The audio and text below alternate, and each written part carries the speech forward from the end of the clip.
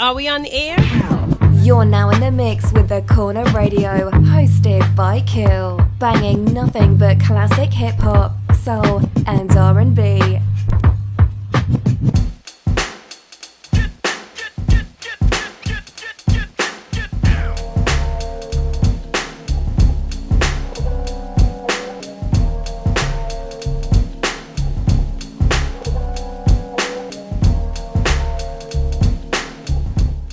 What's good? What's good? What's good? Y'all tuning into The Corner Radio, hosted by your man Kill. I got my hip hop squad up here in the prep with me, and I got my brother F from the Rise Bench. What's going on, man? What's good, brother? How you? Man, everything is good. I got my man DJ Rec One. What's good, Rec? Yo, what's going on, people?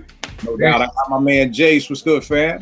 Greetings and salutations, good man. No doubt. I got my man JP. What's good, Jay? What up? Yo, before we even get started, give them all the info again on the album. You know what I'm saying? That JP. Fire. Now, give us all the info on that so Cass can go out there and cop that.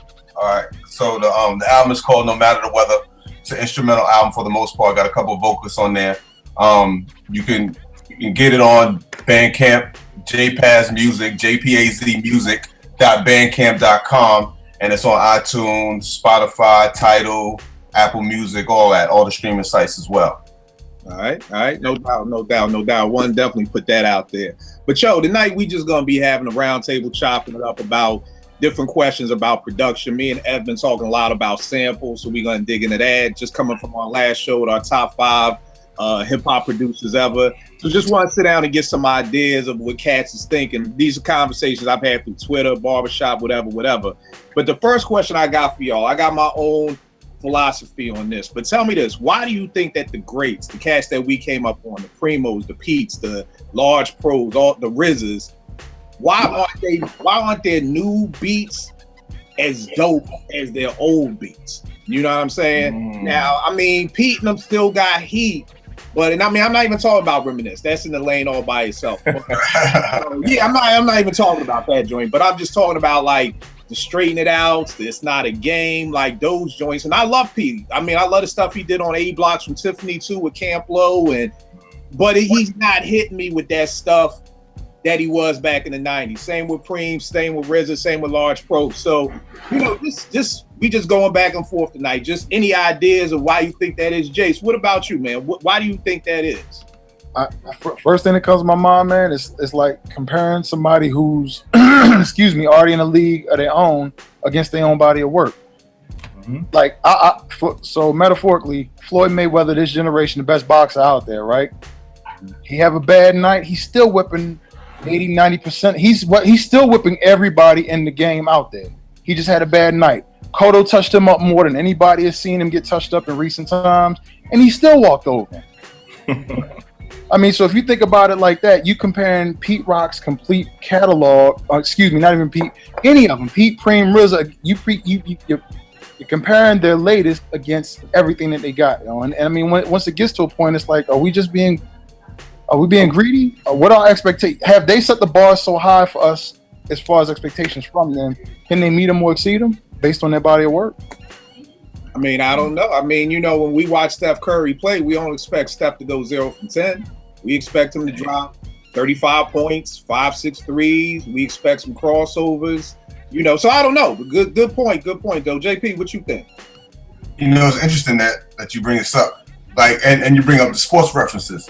My thing is, like, and I'm a ask this, I'm a pose it, but I don't want to compare it to a physical game like basketball or football. But you know how the athletes are best in their prime in a certain amount of years. Do you think that could be as far as production? I know production is a different skill where it's not physical, so you don't think that could diminish, you know what I'm saying? Or could they just evolve from the stuff? Maybe they don't want to make the same type of stuff they made back in the 90s or whatever, so maybe they're trying to evolve or do different stuff. I don't know. It's an interesting concept. So I don't know if their best years are behind them, like we caught them in their prime and they can't, there's no way they can compare to that. I'm not exactly sure.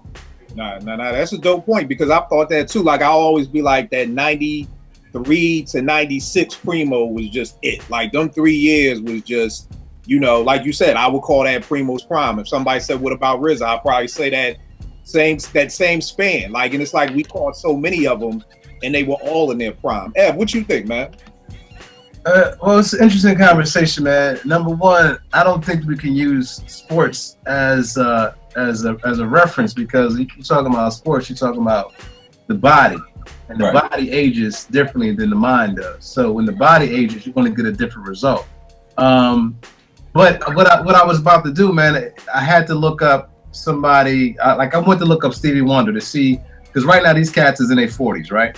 Right. I had to look up Stevie to see what he put out in his 40s. And I don't know if anybody's like got access to another page that can look that up. But I'm curious to see what Stevie put out in his 40s, because I think JP has a point. You get to a point, and are these cats just like drying up? Like, are we just getting everything that they got? And if you look at music, if we come out of hip hop and just like look at music across the board, is there any artist that was just putting out banging shit up until their 60s? You know what I mean? Like I can't say, I don't know who. Probably Quincy Jones. That's the only person I can think of.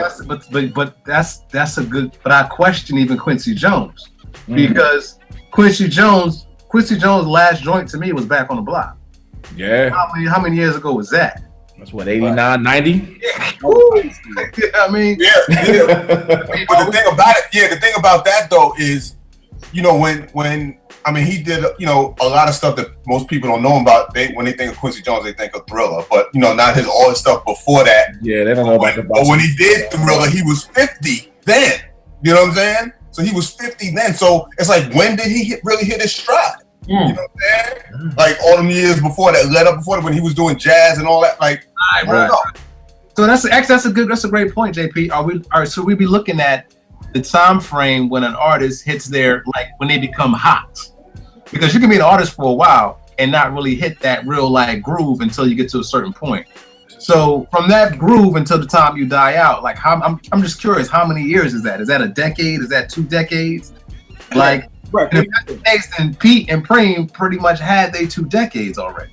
right. I mean, I don't know. I really can't answer the question of why they falling off, but I have to compare it to the other artists and their climaxes and when they were at their pinnacle and how long that lasted for. Yeah, I don't think they're falling off. I just think, like how we were talking earlier, I think the level of lyricism is so low that they might be discouraged with what's in their plate. I mean, maybe they're tapped out. I mean, we all here make beats. I'm sure you get beat blocked for a week or two, you got to walk away from it. Maybe their situation's a little different. Families, money, different avenues. You figure, you look at the Pete Rock and the Primo tour, like them cats took that around the world for 2 years damn near. So, I mean, maybe just little things get in the way, because I know right now, like, I'm working on another EP, and it's just sometimes you got to walk away from the setup. Like, I'll come back to it. Maybe they have those issues. I don't know. This is one of those topics where it's like, you damned if you do, you damned if you don't, because you would have to know the intricate working of the person and what they're going through, and as to why Primo is not putting out a kick in the door or something like Jay said earlier. These are classics. You can never create that again. So if we don't have the lyricists to create that picture on that track, then we hit. It's not gonna happen again. You know what? Another point, if I can just add to that, because we have to talk about, we can't even compare it to like a Quincy or anybody else, because unfortunately in hip hop doesn't pay the way that these other genres pay. So these guys may be focused on, I'm 40 something years old and I ain't really made that kind of dollar I want to make to get me a comfortable place. So that alone, to me, if anybody on here that has stepped away from a security thing to do their work, know that that dollar start playing on your mind, and that affects your creativity. So we could talk about that too. But that's a great point that you brought up. It sure does, man. I've stepped away a couple times from security for music. I almost lost my family over it. Yeah. But as creators, we're willing to take that chance, because you don't want to be sitting on your bed saying, dang, I wish I did. I wish you don't ever want to have that thought, because we teach it to our children. So how can you live it if you didn't do it in the first place? So I don't know, man. Kill, you pose a tough one, Kill. that's an ill point that you brought up as far as like you said, it's the classics. I don't know how y'all felt, but when I first started making beats, I made the first beat I made that I really liked. I was scared. Like I was like, am I gonna be able to make a beat better than this? You know what I mean? And then it would be like, am I gonna be able to make a beat better than that one? It took me a long time to kind of get rid of that fear. So I'm wondering, because they were making classics upon classics upon classics. You know, they was making Unbelievable on top of Kicking the Door, on top of 10 Crack Commandments, you know, on top of, you know, Friend or Foe. But here's two things that I've heard. You know, one thing I heard from my man who runs with a producer who knows a lot of these dudes, he said, yo, when Eddie Sancho, who was Premier's engineer, all those glory years, when they stopped working together, Primo's sound changed. Now, Ev, you may be able to speak to that more on top of an engineering standpoint, because I'm in no way, I don't want nobody ever get twisted that I'm saying Eddie Sancho was doing the beats. I'm not saying that. But what my man was just saying was that if you listen to Primo, you know, during the Eddie Sancho years, which was all during all those Gangstar, I think they were together from Daily Operation all the way up to The Wick. Moment of Truth. Moment of Truth, The Wick era, somewhere around that time. Right. That it has a certain sound, and then afterwards it kind of changed. Now that's one thing, and I want Ev to kind of talk on that. Another thing somebody brought up to me, I was on OK Player once, and this dude was like, yo, Pete changed ever since he went from the SP12 to the MPC. And I was like, well, why would that matter? And he was like, yo, think about it. When he was on the SP12, your brain had to think a different way, because you were kind of in this box of, I don't have a lot of sampling time, I got to think differently, versus now you get the MPC, you got 3 minutes sampling time, you know, it sounds different. So those are just two kind of things that kind of like always stuck out to me. Like, yo, I wonder, like, could changing equipment really affect somebody like that? And could your engineer change something like that? And I'll give an example for somebody who I think has gotten better through time is Alchemist. Me personally, Alchemist is my favorite producer post 2000 on. Like, his body of work is like incredible. Like, you tell me Alchemist, I don't know if y'all heard for Sean's last EP. I got it. It's tough. Stupid, you know. So to me, he's like, yo, he's been in stride. I think he did The Realest for Mobb Deep in 97. It's 2017 damn near. I'll still go out and run out and get some Alchemist. Like, he may have had the longest run on the low in hip hop in years. So I think Alchemist, a white dude, has proven you can still come out here and make dope joints. But then somebody may say, but Kill, at the same token, Alchemist hasn't made a We Gon' Make It. He hasn't made a Keep It Thorough like Prodigy. But Ev, speak on the thing about the engineer. Do you think Eddie Sancho leaving Primo could have affected his sound? Yeah, definitely. I think that a good engineer that works with a good producer, it's like a marriage. And I think I personally seen engineers touch certain music, and it changes the whole dynamic. It almost changes the way it sounds. It not just changes the way it sounds, but a good engineer will breathe life into your production. So I think that you know, if you have this Eddie Sancho that is listening to Primo's stuff from a different perspective and able to take it and to give it a different kind of feel, I think that, you know, you take that away. It's almost like taking, if you got a drum and you know that drum just bang, and we all producers, you got a snare that's just stupid. If you're making some bang shit with that drum and that snare, and all of a sudden it's not there anymore, you got a Casio snare. I'm not saying that it's drastic, but you know, you're not gonna have that same feel. And I think I can definitely see that effect in the sound. I don't think engineers get enough credit to what they do. I think people just think like, oh, you clean it up, you make the levels good. But I think a good engineer really brings life. And Eddie Sancho was just, to me, ridiculous, because you can even go back and look at Primo stuff and see when Eddie Sancho came in and see how that sound kind of adjusted somewhat. So I definitely think that that affects. It doesn't take anything from Primo's creativity, but I think having that engineer that you just find that good marriage with, and I think they had a perfect marriage. And when that person's not there no more, I can see how the sound itself will be affected.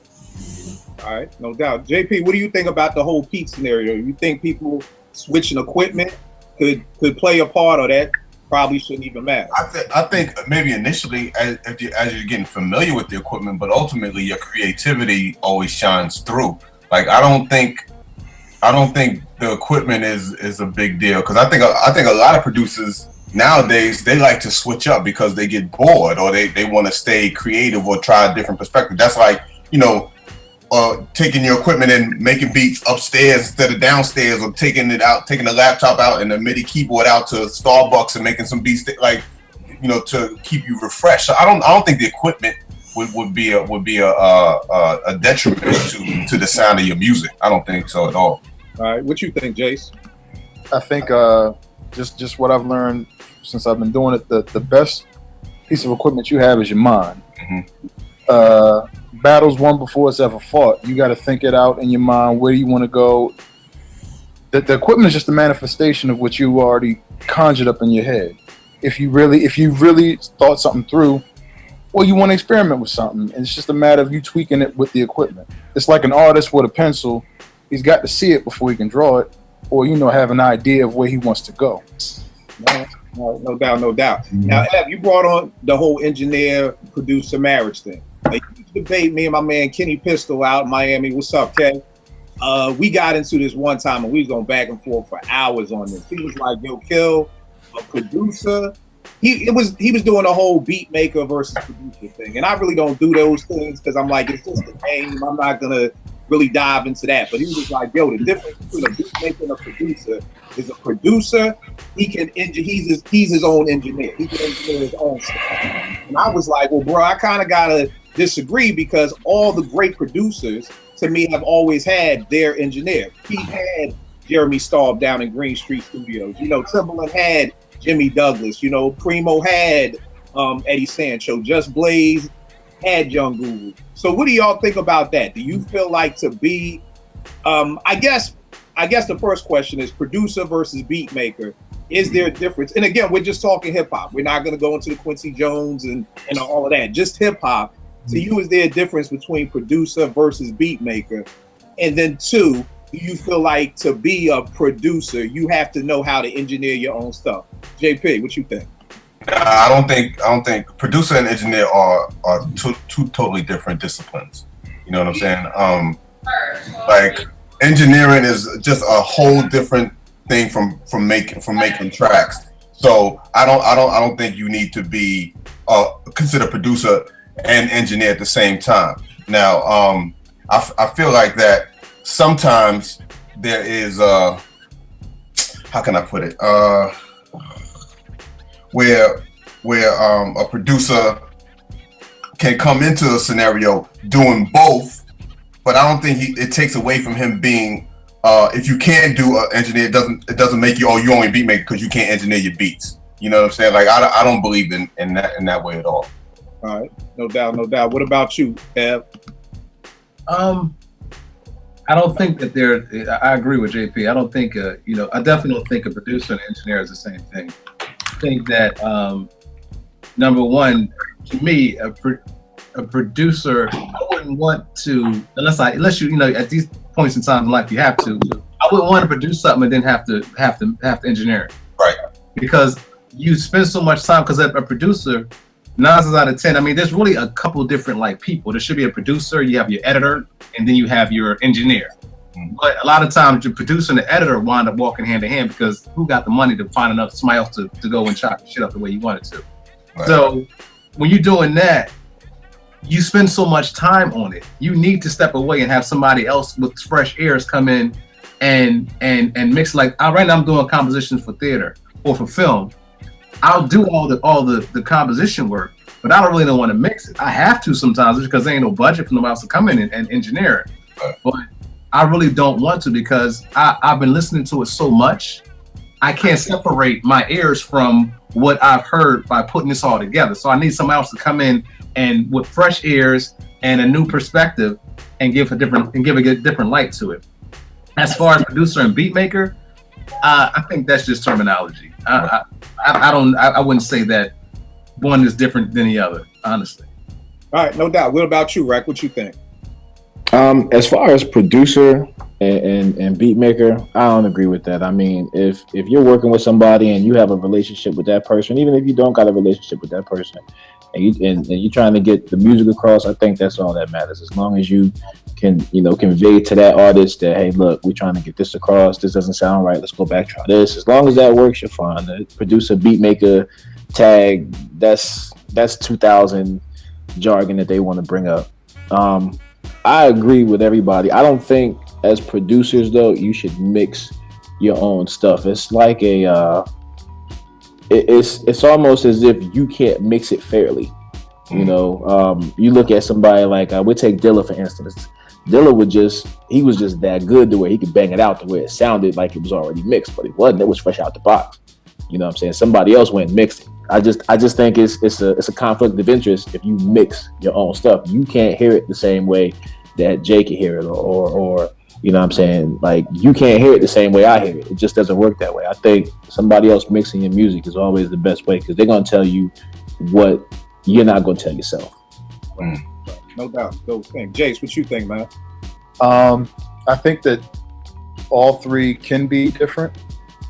I personally think I'd look at producing as like parenthood. The music is your baby. I, as a father, I don't know ballet. So if my daughter wants to do ballet, guess what? I'm gonna take her to a damn dance class. But she's still my daughter. I'm still instilling certain stuff in her to get her to a certain point. Right. That's my baby. I'm raising her. I'm making this music. Maybe I don't got the right snare. Maybe I come to you. You give me a snare that fits. I send it to somebody else to engineer, get the levels right, get the frequencies right. I still got to get the artist on the track that's going to get it right from beginning to end and get it on the album. I still have to get it to the album. I still got to get this baby to work. I still got to get it out there. Dope point. All right, next up for Bat. I don't know if y'all ever peeped this. It's called Creative License. It's a book. It goes into the laws of sampling, in the digital world and everything now. Real dope book. But one of the things that it touches on in this book is that albums like PE's It Takes a Nation of Millions to Hold Us Back and Beastie's Paul Boutique couldn't be made today because of budgets and sampling clearance and all of that. So how bad do y'all, and I mean, I guess we kind of already touching on it, but how bad has the sampling clearance hurt hip hop? Because if you're telling me It Takes a Nation is personally my favorite hip hop album ever. So you telling me that album couldn't be made now, it kind of almost puts a new perspective on why hip hop, we're not having the same oomph in hip hop that we had before. Or if you do put it out, you have to put it out free. Like the Camp Low mixtape that Pete did, it was free. You know what I mean? Because it's just all samples throughout the whole thing. So how much do you think sampling clearance hurt hip hop, JP? I definitely think it hurt a lot because, especially once, MP3s came into play and downloading music and all that. So that even took more money away from the label. So they definitely wasn't trying to clear no samples. So it hurt a lot. I think creatively, the producer, it could inspire you to be more creative with your sampling. You know what I'm saying? From that perspective. But if we talking about the industry and the whole, it probably hurt a lot because, a lot of people would loop or they would chop it in a way where it's still recognizable so you can't get away with it. But it definitely hurt the sampling part of the game. So maybe, cats probably try to switch up their style, try to play more, try to incorporate different things into their production that they wouldn't have to worry about getting something cleared or whatever. So, I mean, I definitely think it hurt. All right, what about you, Jace? I think it's a matter of perspective. Is the glass half full or half empty? It could push you. It could challenge you to do something different, make you step out your comfort zone. Or you may look at it like, I can't do what I'm used to doing. I'm not comfortable doing this, so I'm not going to do it. Or I put a limit on myself mentally, so maybe that blocks my creativity. All right. What about you, Ed? I have to speak on two sides of the fence. I think it definitely hurt the sound of hip hop, the sample clearance. But at the same point in time, I think that the artists deserve to be paid if those artists got paid, because you had a lot of situations where, like George Clinton, he didn't get no checks. Yep. The label got the check. Crazy. So I feel like because of that, that's not cool. Right. But as far as like the creativity, I think it goes both ways. I think in one side it definitely did hurt, because then you had, when it first was really hitting, you had producers who were not necessarily musicians, who all of a sudden had to learn how to be somewhat of a musician. And you got a lot of beats who were just like, down. That's all I can really do during that time. Like, ain't nobody like taking no theory like that. So it was like, oh, this is all I got. I think that, you know, ultimately in the end, it did make it forced, yo man, black people are amazing. It forced cats to elevate their shit. And then you have cats coming out with some, you know, with some different type of sound, dope stuff. I don't know what it looks like on paper now, as far as like that split. Now nothing is going to a publisher to pay somebody. Now everything is going back into, you know, the producer's pocket. So I'm sure, like, you know, as far as money wise, it probably worked out well. But I think as far as the sound, I think it kind of did hurt hip hop, or I should say this, it changed hip hop. All right. Let me ask you this, because you brought up a point about that the artist should get paid. So if I'm assuming that George Clinton obviously had some shady deal and the label kept all his publishing or whatever like that. So do you feel as though if the artists own their publishing, they should get paid, but if the labels own it, then the label shouldn't get anything? It's fucked up to say, but yes. You know, I feel like the artist should always get paid. I feel like, you know, because of what hip hop was during that time, we were taking records that nobody was playing no more. You know what I'm saying? And bringing life to it. So you're bringing life to somebody's work that even the label forgot about until it was time for them to get paid. Okay. But, you know, the problem was, you know, during that time, you know, the artist signed a bad deal, or whatever kind of deal they could sign. But now they're not being able to see the fruits of that labor. So that, I mean, it's kind of like the whole red line with the housing industry. But I didn't get all deep into that shit. But it's kind of like now the artists are like, yo, you know, fuck this hip hop shit, because them motherfuckers stole my shit and I ain't getting paid. But like with Dre was like, yo, I actually did pay. You know, it never got to George, but I paid who I was supposed to pay. Right. So I feel like it caused a little bit of animosity between two creative heads, because the label was, you know, being a label. So yeah, I mean, it's messed up to say, you know, I mean, everyone signs on their own deal, but I feel like, yeah, the artist, I feel like after, you know, a certain amount of years, you should automatically have to stop paying, you know, your label should let go of your creativity, and you should be able to recoup what you're supposed to recoup. Right. No doubt. Rec, what you think? That's a tough one, man. I think it killed a particular region's sound, because you look at like the East Coast, New York, you know, the Northeast, our sound was always very sample based, very heavy. I think for that New York sound, I think it shot that in the hole. You went from Kanye coming out with a whole album full of samples to Ron Browz doing auto-tune over a whole album with a Triton keyboard. So, I mean, it's a tough situation. I mean, it makes you really have to be creative with what you do, because the sample police are out there. They got guys that they have hired just to listen to music to identify samples. And if they think that's a sample that they're looking at, they're going to come after you. It's tough. It has changed the whole landscape of what we do as producers. You really have to be creative. Even if, you know, you don't know how to play, you might want to learn.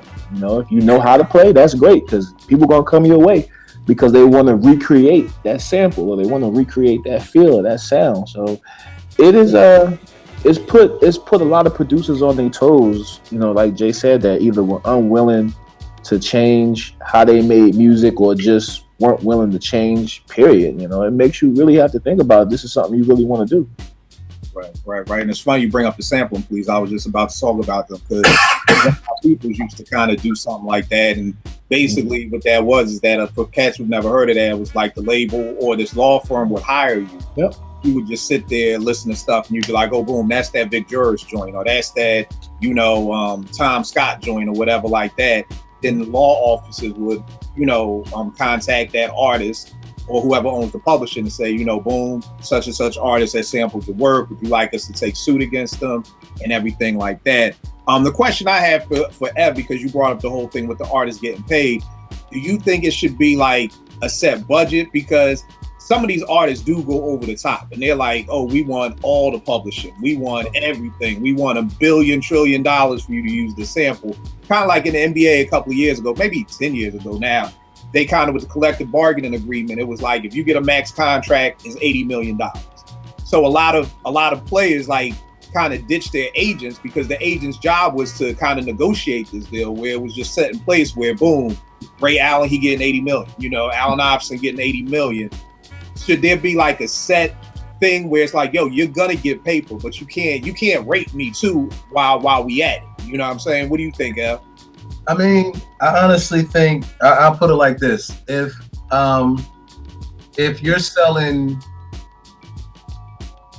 say you're selling your couch that's in your basement, I can't go into your basement and be like, yo, you should only charge me $20 for that couch. It could be a brand new couch. And I'd be like, yo, you should only charge me $20 because that shit ain't right. Like, I gotta carry it out by myself.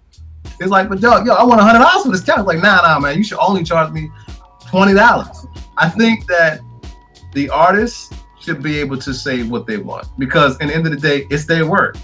It's their creativity. They put their heart, they heart on. Who knows what it took for them to put that shit together? And for someone else to say like, yo, you can only charge this amount, it's like, I don't think that's cool. But I think it's like a take it or leave it kind of thing. Like, okay, well, listen, I can either sample this shit, bring some new life to it, help you get paid some more. I'll pay you for it and help you get paid. But if you're charging too much, then hey, nothing I can do. And that's for the artist. I don't think anyone can say what an artist should or shouldn't charge. Like, I don't think anyone should say, yo, JP, you should give your album away for free. Like, what? I've been working on this shit for like years. What you talking about? You know what I mean? Like, I feel like, you know, the artist should really be able to say what they want, because at the end of the day, it's their work. And that's just creative rights to me. All right, what you think, JP? I mean, I definitely agree with Ev. I feel like it is because it's the artist's work that they should dictate how much they want. And like you said, some of the artists go overboard. Like, what was it, Steely Dan with Peter Guns and Lord Tariq. Yeah. They got 100% of that. You know, I mean, granted, it was a straight loop. Yeah, but then the thing on that too was they didn't clear that, because that was the problem. What happened was they put that out on a mixtape. Yep. It was free, but then they got signed and they never went back and cleared it. Right. Blame all this on Clue. So like, okay, you played us, so now we gonna play you. Like, we don't know if Steely Dan would have wanted all that. Same thing with I think Just Blaze's joint Breathe. I think Fab they didn't get anything off of that because they didn't clear it. So you know, for me it's a little different. Like, if you clear it, but if you don't clear it, then it's like I guess I'm not mad at the artist coming at your head because you didn't clear it. Like, you know what you're supposed to do and you tried to get around it type thing. So right. Yeah, I think I remember something Fairmont's talking about what you call it? Simon Says? Yeah, Simon Says about how he was able, he had the opportunity to clear it ahead early for like a certain amount, like maybe 40,000 whatever, but didn't. But then the song blew up and they had to, like, it was something ridiculous. So he don't get no money from it now, like, you know, because it was in Charlie's Angel movie and all that, whatever. So it was crazy. But you're right. Like anyway, but back to what I was saying, the artist definitely has the right to dictate how much they want because it's their work that you're sampling. Right. Cool. Jace, what you think? I'm in agreement with JP and Ev. If I come to you respectfully, let you know what it is, we can come to an agreement. Maybe I breathe life on your album previously. A lot of the samples, there are samples that everybody knows. It's just gimmies. But there are a lot of joints that you find out, be like, yo, I never heard of this. Who is this dude? What label is this? Where did this come from? You know what I'm saying? I'm breathing life into your situation that you never had. Give me a break. I'm putting you on 20, 30, 40 years later. Let's be real. Right. Yeah. I feel you. What about you, Rat? Case in point, man, Death of a Pop Star. I don't know if y'all ever heard that album before they had to change the scope of it, but it was probably one of the best albums I've ever heard in my life. Ninth Wonder and David Banner. Death of a Pop Star. What's that? Ninth Wonder and David Banner. Oh, okay. It was Ninth at probably I don't want to say his best because Ninth continues to amaze me, but he was in a very good space. And the album was typical Ninth Wonder with Crisis sitting behind him. They ended up having to recreate every song on that album. That album sucked because it changed the feel of it. So they couldn't get nothing clear? Nothing cleared, Ev. When I tell you nothing cleared, this is back when like torrents first came out, right? I was able to get an advanced copy. I listened to it. I said, "Oh, this is crazy." You know, external drives die after a while, and this is before clouds. So I lost the folder. The album comes out. I go back, buy original copy. I get in my car, and I'm like, "Yo, what the fuck is this?" It sounded totally different because they had to play all of that stuff over. You can play it over, but certain guys who chop certain joints, if they're not chopping that, you know, that what you played, it's not gonna sound the same. And it is it's one of the albums besides that Biz album that you could tell it was like, okay, you might want to start finding out who you can clear before you start doing some of these albums, because it's really gonna be a bad day if you go and do a whole project and they tell you no, everybody tells you no. What do you do then? And Knife ended up having to get in session guys and recreate the whole album. They had to push the album back almost 2 years. Yo, it's funny you said that about figuring out who you can sample before you do it. One time I was at Roots crib and I played him and I mean, this was like my favorite beat ever. I was like, yo, I'm gonna sell this beat. He was like, who you sample? I was like, Blood, Sweat, and Tears. He was like, nope, fuck that. They ain't clear. I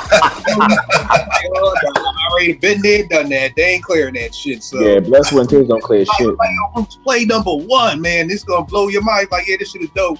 Ain't nobody buying this shit, man. So now I love to ask them cats, like, how come y'all clear nothing? They're like, exactly. You know what? It could be personal preference. A lot of them don't like rap music. They don't like what they think it stands for.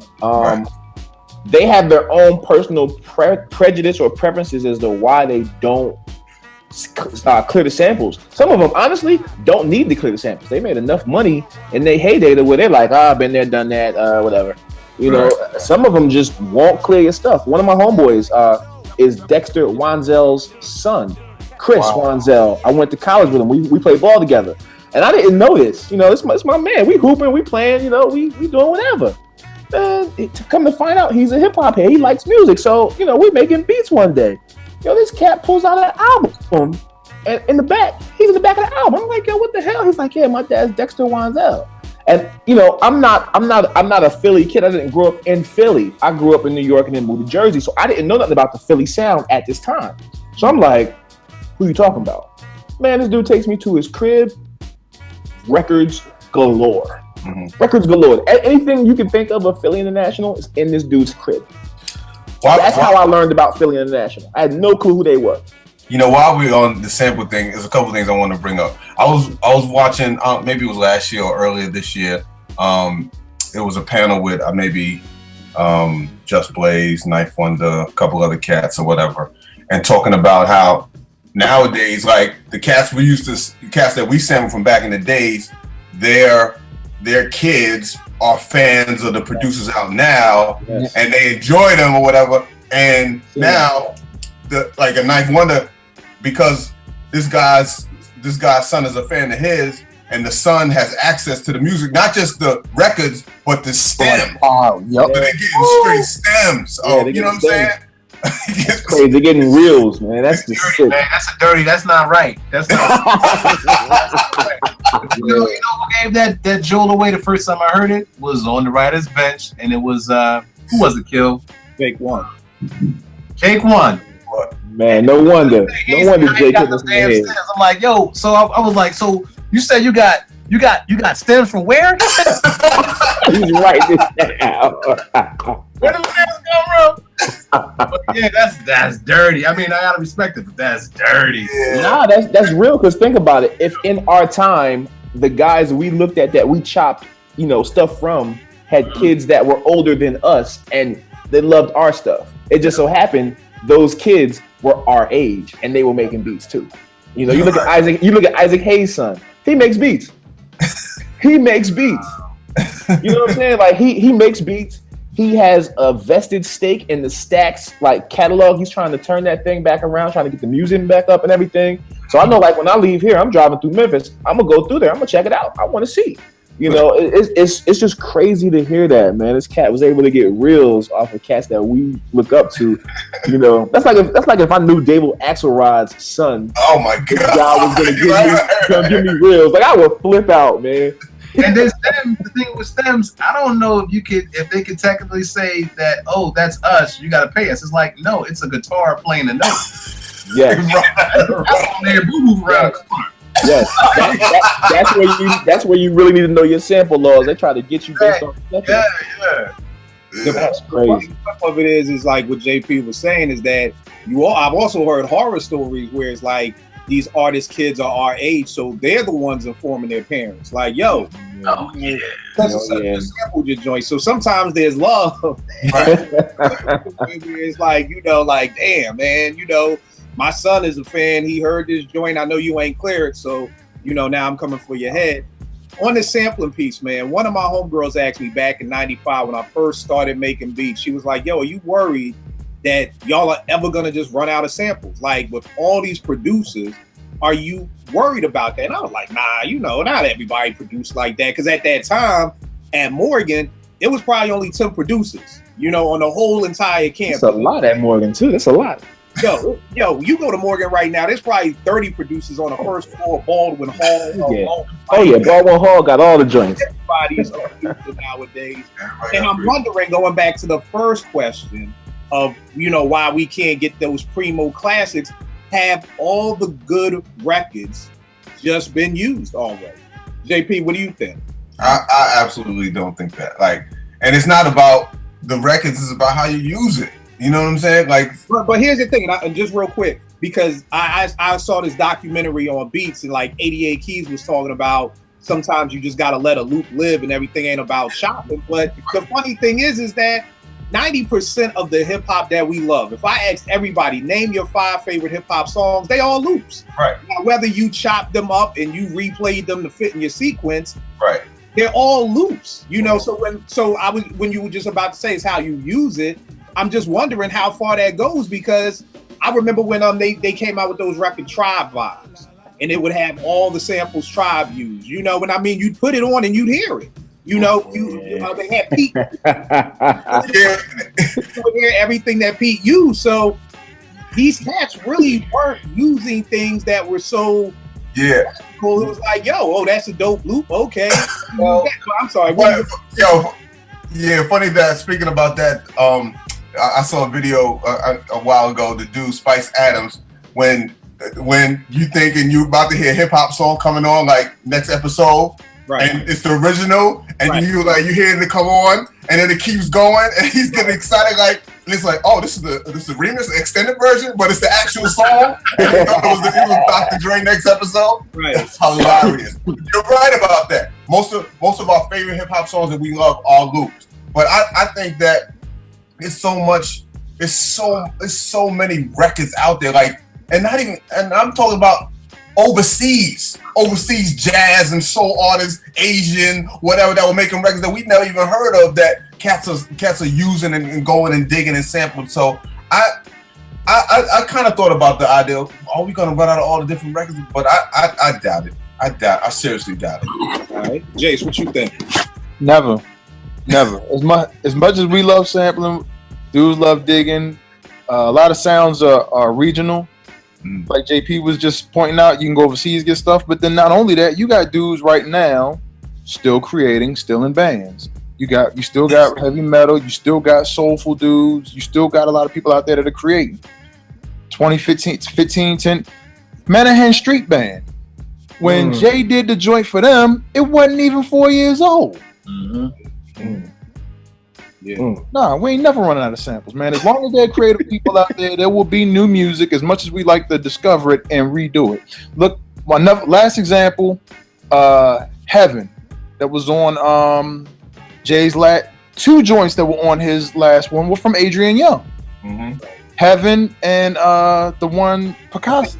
Not. I know what you're talking about. It was they were both on something from April. Picasso Baby was another Adrian Young. Picasso Baby and Heaven. Both of those were from Adrian Young. Wow. Yeah. You know the funny thing is, man. Well, I'm gonna wait till y'all finish. Ed, what you think, man? I agree. I don't think that. I don't think you would ever run out of samples, because I think cats calm down because of the sample laws, but there's so much different music out there. There's so many different genres. I think if it was allowed to go, we would have, cats would have got more into the Bollywood. Cats might have been tapping into the classical. Then classical has so many different levels. Right. It wouldn't just been, people always think in jazz, but there's so much different types of music out there.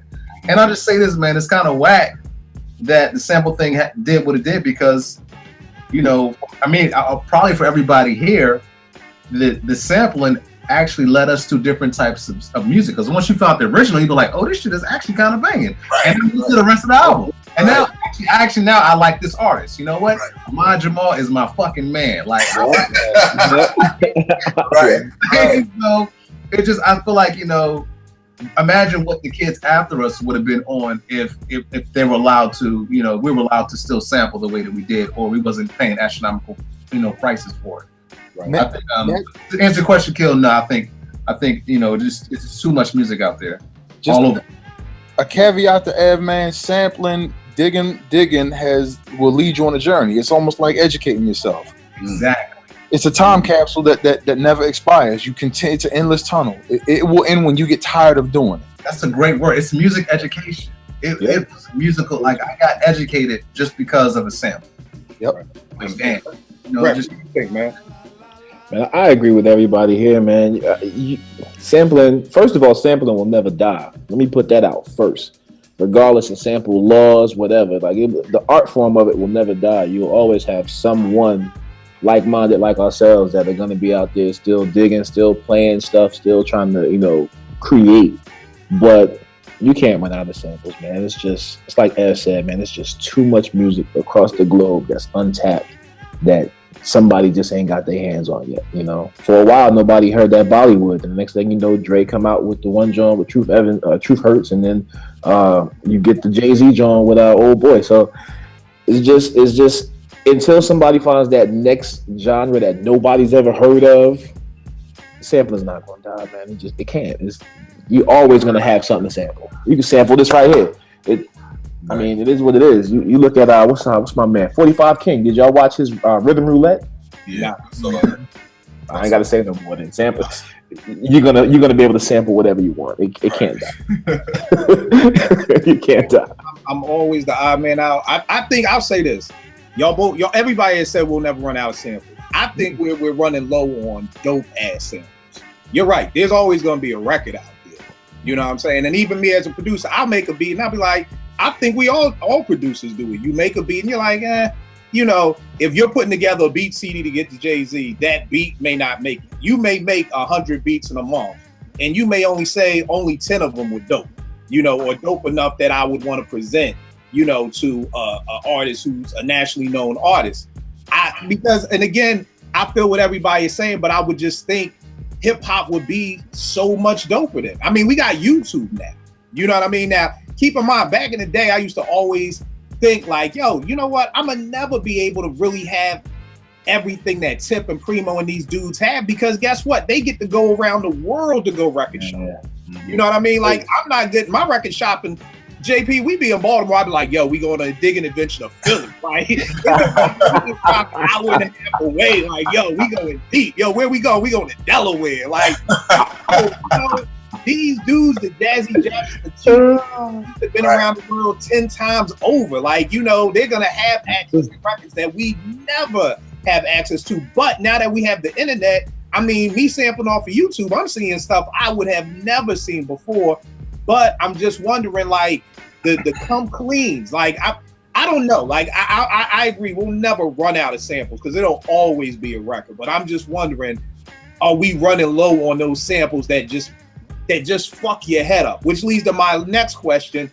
So can I comment on that real fast? Yeah, my bad. What were you gonna say? I was just gonna say I don't think we're running out on dope samples. I think again this is a circumstance of what's happening in the industry, because as an independent artist, you're not gonna sample a joint that you're trying to sell on your album, because who got money to clear? Right. You're not on the. Well, here's the thing. Here's the thing. from what I've understood from artists who, and I guess when you say independent, it's like independent, like I'm gonna put it together because I mean, really, we all can put out albums right now. Yes. Right now, and it don't take nothing to do it. However, you can't. The two things we can't do is our own, like some serious promotion, and clear samples, because that's a certain kind of money. You got to have like a certain kind of dollar sign to wild bread. And this leads me to something you talked about too, Kill. And my bad, I don't mean to go off on a tangent. Keep going. This is my question. When we talk about clearing samples and the price that it costs to clear samples, I have to talk about my life. And the reason, and I'm talking about the Mary joint. Right. Because Puffy had the money to clear that shit, and he put out a fucking classic album. So we talk about sample clearance and the money, and it's like, if you got the money to do it, you can do some bang shit if you really want to. Right. But 9 times out of 10, you're not going to try to sample something that you know is going to cost you to get clear, because you know, 1, you ain't trying to get sued, and 2, you ain't got the money to clear it. So you're going to look at something else. Well, here's the thing that I was thinking of when we talk independent, I say the same thing with films too. Like, if any one of us, JP's album is an independent album. He put it out himself. You know what I mean? Then you've also got independent, like artists like Static Selector. You know what I mean? Who's got Show Off Records, which is basically his label. And if you've listened to anything in Static Selector, it's all sample heavy. Sure. You know? And I'd have to go out on a limb and say Static ain't got the money to clear all that. So you're just putting it out in the hopes of you don't get sued, or you're putting it out with the hopes of, you know, you'll just get a cease and desist. I can't tell you how many cease and desist I've gotten over the years, from back in the MySpace days to my SoundCloud page and all kinds of things. But, you know, I think that's the thing with independent artists. They're not really worrying about, you know, the sample. It seems to be the major artists, because as always, the artist isn't sampling. I mean, if I'm Isaac Hayes' estate, I'm not suing Ev. I'm suing the record label you're on. I'm suing Def Jam because I know that they have the money. You know, I mean, is that correct? Is that right? You asking me? Yeah, I mean, I'm saying that's what I'm thinking. Like, you're not actually suing the person, because, like, for instance, me and Vegas always put out. It depends who owns the rights. Okay. Whoever owns the rights. I'm saying, like, for your Ngazi Flux album, if you sampled on that and you put that out for sale, if that person heard that sample, I didn't sell that album. Kill, what you talking about? Oh, you're right. I'm sorry. Come on, man. Talk about something else, Kill.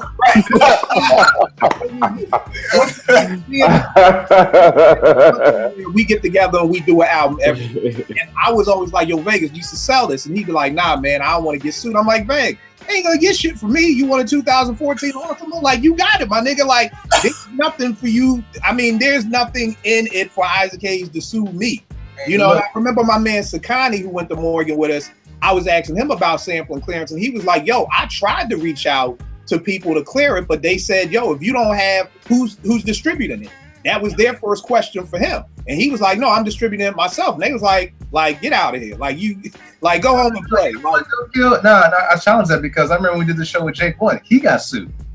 He got sued. Him personally, not like not whoever put out his track. He personally got sued. And he was like, I had to just cut that shit out, because I'm tired of getting fucking sued and having to pay people. But the crazy part is he's still sampling. We got to get him back on the show to kind of break that down, because that's why I was asking, is it the label? Because it's not like Jake One was like, oh, you know what? I'm not sampling. Stop sampling. It just means, like, you know, it's a question of what you choose to put out if you don't get it clear. Right. But see, then I'm wondering if Static Selector, like, how much money can Jake One have to clear? I mean, put it like this. If I don't even know what a reasonable price is, but let's just say I want to sample Isaac Hayes. His estate says 10 G's per sample. If I have to pay 10 G's per sample for 12 songs on my album, that's $120,000. I'm not trying to get Let's talk about Johnny Cucumber, who put out an album in '75 that didn't do nothing, and I find it in the dollar bin, and it's some shit on there, and I wound up contacting his peoples, and I'm like, yo, who owns this joint? It's like, we do. I'm like, hey, I want a sample. I can possibly bring some new life into it. Can I get the clearance? It may cost you $500. Okay. I mean, that's a different scenario. It's something on who you choose to sample. But I guess that's the thing. I don't, and again, this is why we'd have to bring somebody on because I don't know. I just don't see an artist saying, "Give me $500." No, that's just my scenario. But you know, what I was just saying is, I would think I've heard artists charging up to $100,000. So when I was saying, hey, maybe this artist just wants $10,000, which would be good compared to 100. But if I got 12 songs on my album, each one of them artists are like, you know what, we like you, Kill, 10,000 instead of 50. That's 120,000. I don't know. Or charge you X amount. Selected got 120 in their pocket to be like, okay, and write a check for it. But if you talk about a cat that didn't do anything, that understands what hip hop is, and they're like, yo, I give you points, and they're like, okay, you know what? I see people getting sampled. Some cats want, like, I know I have a jazz cat right now that's like, yo, I'll take one of my records and sample. I want you to sample. Like, I want to be sampled. I want to have another, because it's another shot. Why wouldn't you want another shot? And everybody's not going to charge, arm and leg to get another shot. Like, yo, I can get my music out there again. I got another chance to just for people to hear my stuff. Yeah, put it out. But wouldn't it also depend on who it is for? Like, if I find out that you got a premier artist sampling my joint, I want 100,000. Maybe I want $100,000, and I want 150% of your publishing. So now you're not making nothing unless you're torn. But that's a good point, because I remember this interview with Just Blaze, and he was saying with Jay, when people hear Jay-Z, the dollar sign is going to go up. That amount is going to go up. But they were saying how it was now coming out of the producer's budget to have to deal with points and percentages and all that. So Just was saying, hey, I may do a beat for Jay, but I may not get anything from it because all the points and percentages came from the producers of half. Like the artists are now like, yo, hands off. Like, yo, if you want to make the album, you got to deal with all that stuff over there with them. But you're right. If you hear Jay-Z is on it, you're going to be like, oh, well, Jay can afford that. Or I think Dre went through that because there was a time when Dre really wasn't sampling that much, and that's when Scott Storch was in his camp and things like that. And he kind of got away from it. I think he just got tired of being sued because he's Dr. Dre. You just know he has a budget. This nigga just got $1 billion for headphones. So of course you're gonna be like, yeah, Dre sample me, bet. But like you said, Ev, it would be dope if more artists did look at it like, yo, yeah, sample me. Like, please sample me, give me some more life. But then at the same point, we talking about the artists our age and where they're at with their money. Those artists that we're sampling, they're really just like, hey, this may be my last shot. Yo, if I could get 50 grand out of this, that would be huge. You know what I mean? But it's one of those things where, like we said, it's definitely affected the game. Tell me this, y'all. When is the last time y'all heard a record like "Fuck Your Head Up"? Like when I heard "Come Clean," I just remember there was like rumors like, yo, Premier sampled the water dropping in the projects. Like, it was all these wild stories. Like, it was like Beat Street, how Kenny was sampling the water dripping in Beat Street, and just the Come Cleans and the Can't Stop the Profit Pete Rock remixes. When is the last time you heard a song just fuck your head up, and who produced it? JP. I can't even answer that. I would have to. Nothing jumps off out the top of my head. To fuck my head up? I don't know. I have to think. I would have to look through my my library to see like what was the last time fuck my head up. I don't know. That's hard to pinpoint one. If I had to pick one. All right, Jace, what about you? The first thing that comes to my mind, and it's probably not the correct answer, but the first thing that jumps to my mind is off of Kendrick Lamar's Good Kid, Mad City. And it's just because of how I heard the sample when it first came in. It's a song by Meet the Frownies, the joint that he did with Dr. Dre. Okay. How it first comes on, it just it doesn't sound like it's going to be a sample, but then it just, yeah. All right. What about you, Ev? It's funny. I was going to say the same cat. But this is not even a track that's actually out. And the shit that I love about it is only about maybe 5-6 seconds long, if that. It's the joint that he did for the commercial for the oh yeah, and that beat was crazy. He spits his verse well. Like it's only like a small gap that he actually spits that whole verse, and the verse is fucking nasty. It's just ridiculous. So that's probably the last shit that I heard that fucked my head up, because the beat was so like bizarre but stupid dope, and Kendrick's verse was so off the chain. But he spends a lot of time like trying to get it right, and when he finally hits it, it's just so nasty. I think at the end he goes,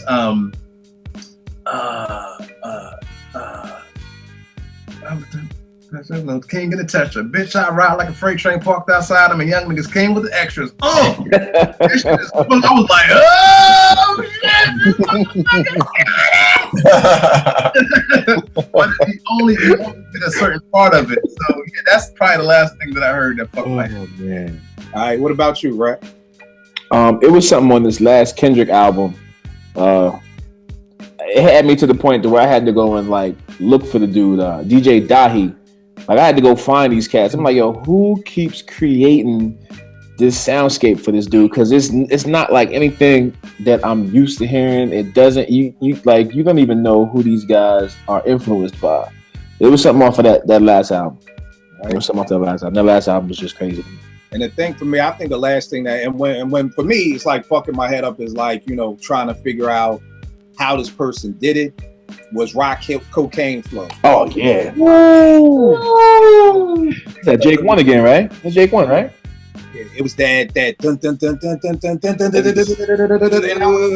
Oh man. You know what I mean? Like, how did he do that? Like, and it's one of those things too that, like, for me, my definition of fucking my head up is when I'm like, how did he do that? Because when I first started making beats, I would go with Shy and Bezo and Roots crib, and I would see them hitting all the buttons on the SP and the ASR, and I was amazed. You couldn't tell me them niggas wasn't flying a fucking airplane. You know? God damn, they just moving and doing stuff. And I was like, yo, Shy, that looks ill. He's like, oh man, this ain't shit. You'll get it. And I'm wondering if that also had the effect on the at least for me, the factor of once I learned how to do the stuff that my hip hop heroes were doing. You know, it's almost like a magician showing you the trick. You know what I mean? Like now that you know the trick, it's really not as amazing. Like once I started to see like, oh, that's how Primo did that. Or that's how, Pete echoed the horns. Or that's how you filter bass lines. I'm wondering for me, did some of the like wow factor kind of go down? Because it's like, well, now I know how to do that. And it's like a lot of cats, like Bink has said before, he feels like a lot of cats have bit his style, not just Blaze. He named a lot of cats. Oh, wow. Has kind of like bit his style. And I'm like, well, I really do feel like Just kind of bit his style because there were a lot of Just Blaze songs that I thought were Bink. But then I do feel like there were a lot of people who were just influenced by your sound, which I think are two totally different things. Right. You know what I mean? Because I think we're all going to be influenced by something. I mean, at back in '94, everybody was using echoing horns. Fuck, Monica had echoing horns on them before you walk out of my life. Right. So everybody was using echoing horns and everything like that. But that Rock Cocaine Flow was the last joint because I was just like, yo, to this day, I mean, and I saw a video with Jake explaining how he did it, and I still don't know how he did it.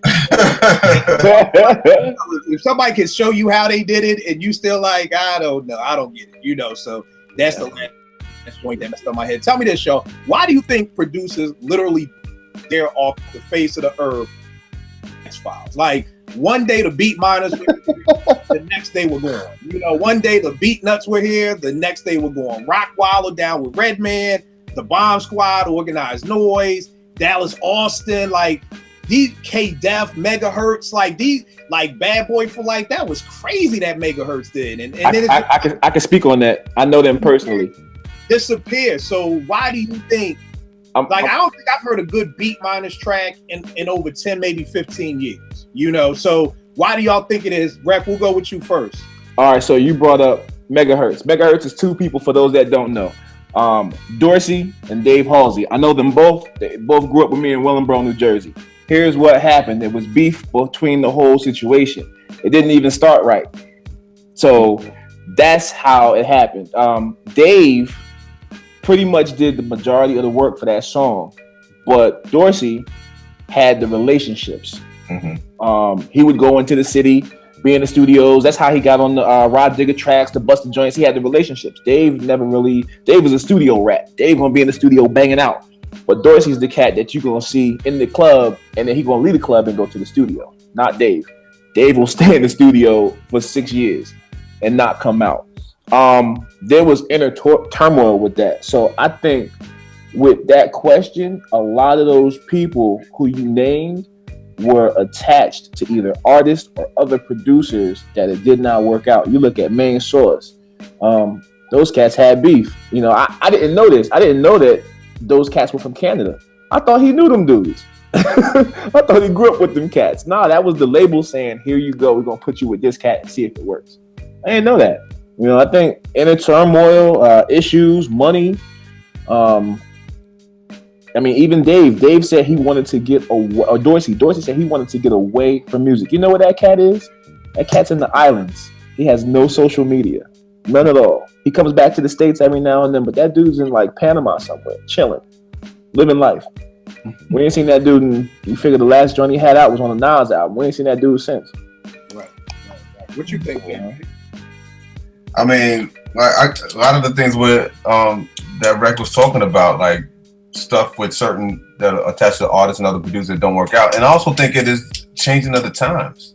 You know, I feel like a lot of times producers, sometimes they get stuck in a certain era or are not willing to conform or just, and there's sometimes there's nothing wrong with that. If you're in your lane and you comfortable with that, that's fine. But then you're not going to get the notoriety consistently. You always be praised for what you did back in the day, but yes, the sound has changed, the sound that everybody's listening to nowadays. So it's not going to be as recognized or as promoted as it was back in when you were in your heyday. So I mean, they're still making music, but it's not at the forefront as it once was because times have changed, and there's so many other producers in the game now that are selling tracks that are very talented, making good beats, and are selling them for way cheaper just to get on. So I mean, that makes a difference as well.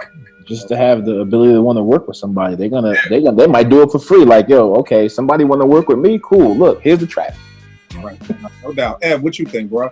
I think a couple reasons. I think one, we just getting old. I think that plays a part. You know what I mean? Time go by a little faster, and you go, wait a minute, what the fuck? But I also think that, you know, there is a misconception that's been put on hip hop, and I think it's a horrible thing that you have to be a certain age to do a certain kind of thing. And the thing is, cats got older, it was like, I'm too old to be doing this hip hop shit. It's like, and it's a shame because there's no other music genre that this age limit thing exists for. Right. So I think everyone fed into that, and then as they started hitting their 30s, late 30s, 40s, they was like, you know what? I'm just going to chill out. And then we stopped getting the music.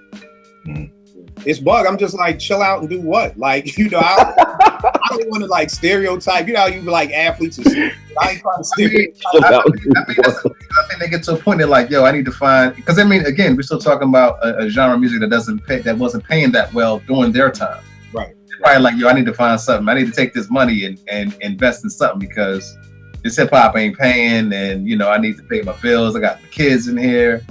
Right. It's sad. It's the way hip hop was done, man. It's upsetting. Yo, Ed, before I forget, man, I see you got that camera case on that MP back there. I'm only saying that because you come to my crib all the time and talk about how I treat my equipment, man. Put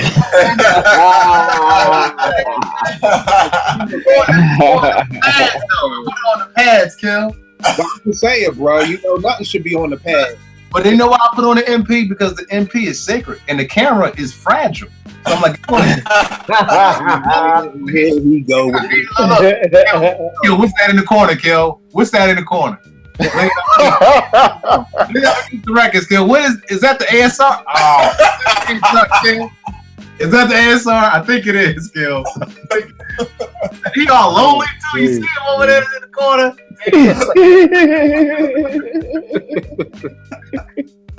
Whatever. Oh, okay. I see it now. I didn't see it at first. Over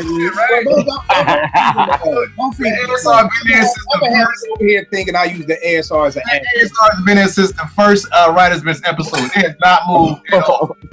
It don't work. It don't work. I tried to turn it on the other day, like the joint. Right, you should hang it up somewhere, man. Be like, you done me well, ASR. I love you. I got a machine now. Fuck you, ASR.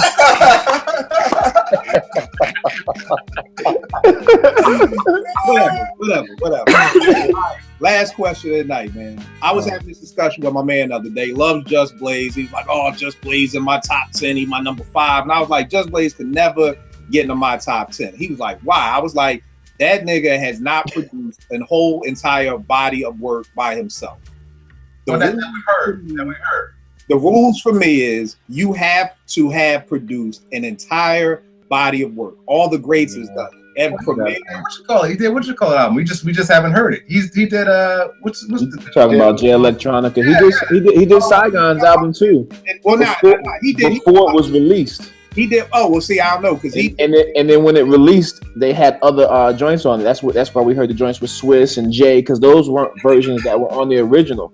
That was something they had for the radio, and then when they released it, it was issues clearing it because Jay wouldn't do the video. He was trying to charge them cats. He was trying to charge Atlantic to do the video.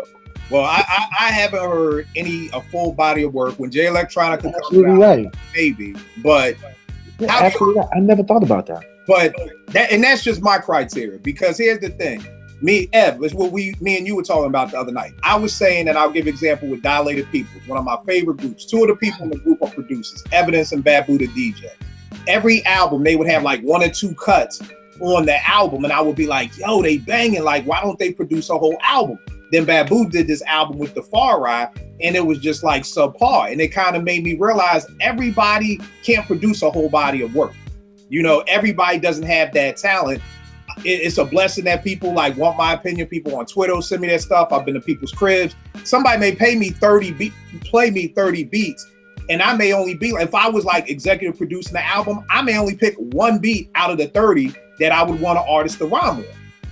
That doesn't mean that producer can produce a whole album, because if we did 12, it'd be like, so does that matter to you? That not just to use anybody for that example, like, does it matter to you if this producer has produced the whole album themselves, or just has banging songs? Because I'll never deny just his dopeness and that he can give you 2 to 3 songs on your album that are just bonkers. But my criteria to be in my top 10 is you have to. I just feel like there's something about, like, it's almost, I forgot who said it. I think it may have been Bing.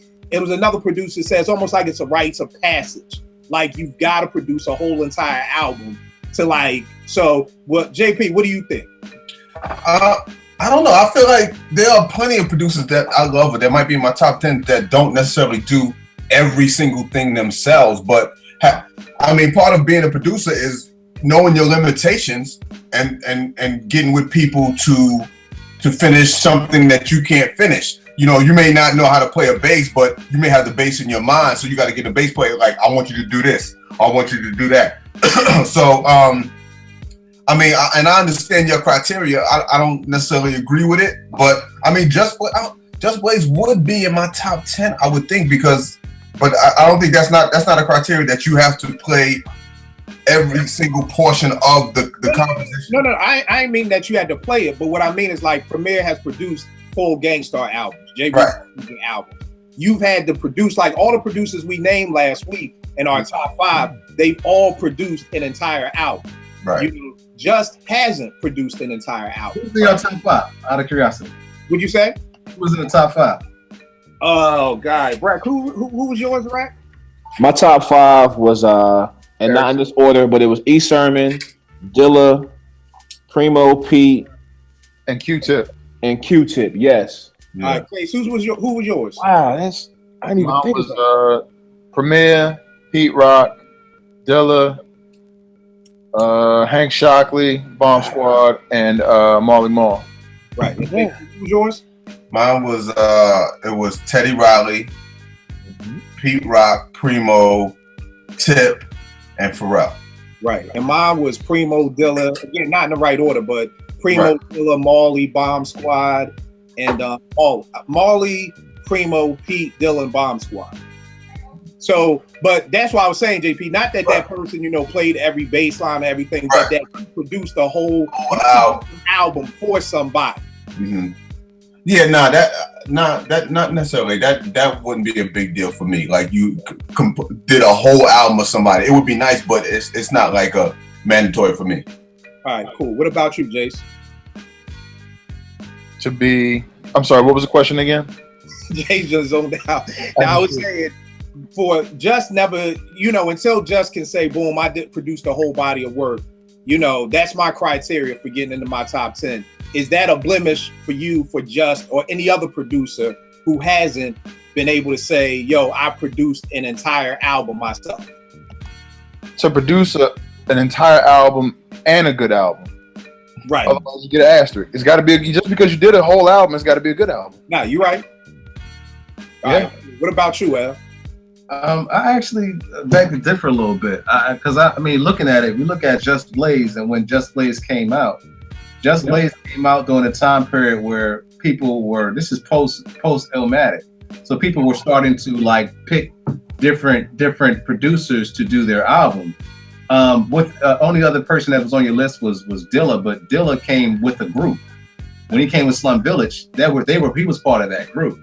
Right. So, you know, Just Blaze came out just as Just Blaze. So, I mean, to me, that wouldn't be my criteria, because I have to really look at the time period he came out in and what was actually happening in the industry during that time.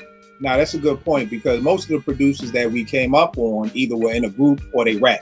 Right. They were producing for themselves, whether it be Gangstar, Pete and CL, Diamond D, Main Source. So that's a good point that you bring up. That just was kind of just like, I'm a producer. Like, I'm trying to get on, I got on, and I don't have a group or whatever like that. Right. What about you, Rap?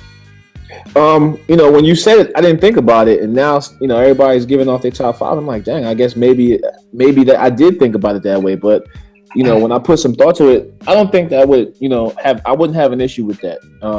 I could put a Just Blaze in my top 5 or top 10, or you know, someone that hasn't produced a whole album. The landscape's kind of changed. I don't think, you know, you have the artists to do that, so to speak, as you did back then. You know, these groups are not staying together like that. There's too much other avenues for them to do that. So I just don't think we're going to see those types of producers, you know, like that, where you're going to have a producer and an artist. You say one, you automatically think about the other.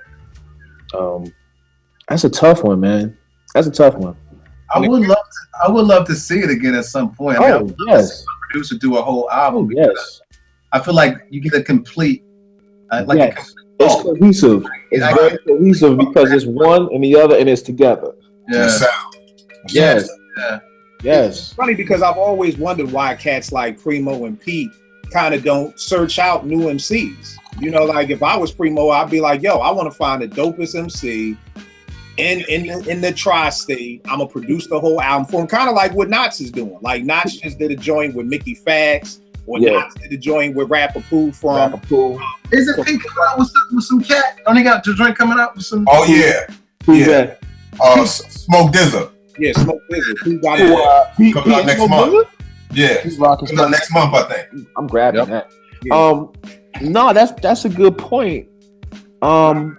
Primo does, but I think he works at such a slow pace. The artist, no, come on now, we know that's well documented. Right. He works at such a slow pace. I think the artists get frustrated and leave.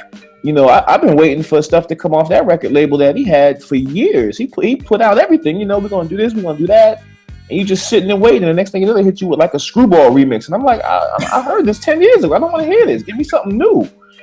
That's tough. That's tough, man. Damn, Kill, why you gotta hit us with tough questions, man? Yo, it's crazy, man. Like I said, I've just always wondered that, because that's what, like, you know, me and talking about, yo, if we could find a singer. You know, if you know, most producers are like, yo, if I could just find a dope rapper. Yeah, I'm going through that right now, man. The whole thing, in my opinion, is about the relationships, man. If you have a good relationship, you guys develop a certain synergy, a certain chemistry, you can do a whole album. A good producer should be able to feel a vibe. You know what I'm saying? Right. And like I said, that's why I've just always wondered why more cats don't. Alchemist will do that. Alchemist will grab. Alchemist will grab dudes, Boldy James. Boldy James, and he just grabs producers and just does their whole album. But yo, I don't want to hold y'all up. Yo, Rec, give them all your information, Twitter, your SoundCloud, what you and everything. My Twitter is at DJRec1. My SoundCloud is JWRECK1. All right. F. Twitter. It don't matter, man. No, because every week we like tag you and stuff. I tag you and stuff. You don't be responding.